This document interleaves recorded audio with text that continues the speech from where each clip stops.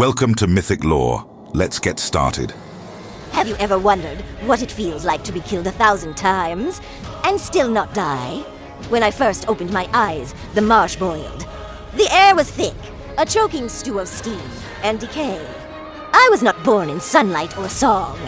I was born in rot. My cradle was the swamp of Lerna, a place so foul that even the gods looked away. I remember the heat first, then hunger, then the heads. They say I had many, 9, maybe more. I lost count after the third. Each one thought differently, each one dreamed separately. One whispered of peace. One wanted to devour the world. And one just wanted to be left alone. Imagine living in your own mind and never getting a moment's silence. That was me. They called me a monster, but tell me, who was I supposed to be? A mother's child, a sister, a god's pet. I was born from chaos, the daughter of Typhon and Echidna, my father a storm, my mother a nightmare. You could say monstrosity ran in the family. Humans feared me, of course. They built shrines to beg the gods for protection, lit torches to keep my darkness away. I didn't mind. I liked the quiet. The swamp was mine, the mist, the mud, the bones. I didn't go to them. They came to me. Always do. They'd wander in, brave little fools with spears and prayers, thinking glory waited in the muck. I'd hear them first, the splash of their boots, the tremor of their breath, and then the first head would strike. Fast, efficient, always hungry. I told you, I was born with too many mouths and not enough patience. Some screamed, some prayed. None left.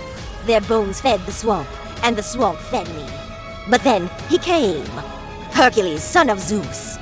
The shining hero with muscles and destiny. Oh, I remember him, the way the air shifted when he stepped into my marsh. He didn't stumble like the others. He didn't scream. He smiled. Finally, I thought. Someone who doesn't run.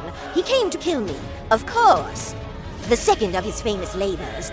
How poetic. I was just another name on his to-do list. But I admired him. Brave, foolish, beautiful in the way only mortals can be. All fire, no sense. The first head lunged. He cut it off clean. Beautiful strike. I laughed. Or maybe all of me laughed. Hard to tell when 9 mouths move at once. He looked confused when 2 new heads grew where one had fallen. I'll never forget his face, the shift from pride to panic. Priceless. He kept cutting. I kept growing. It became almost funny, his arms swinging, my neck sprouting, the swamp turning into a blur of motion and blood. I told him, in my own way, you can't win.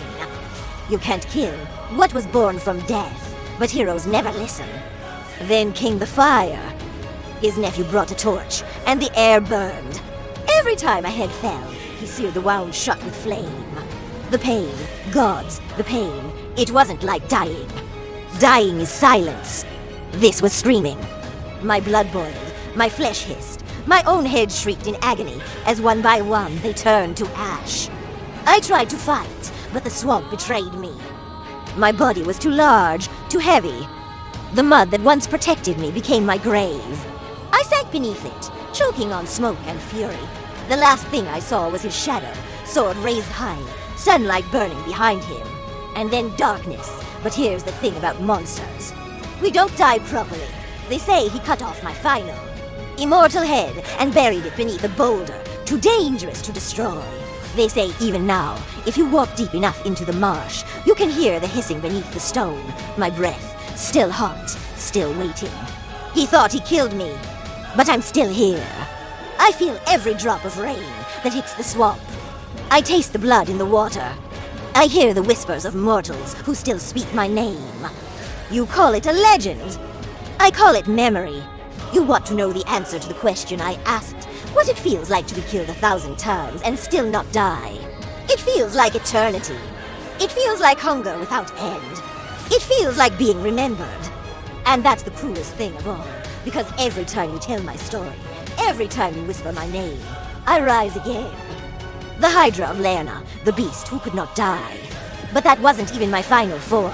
If you've walked this far into the shadows of legend, leave your mark.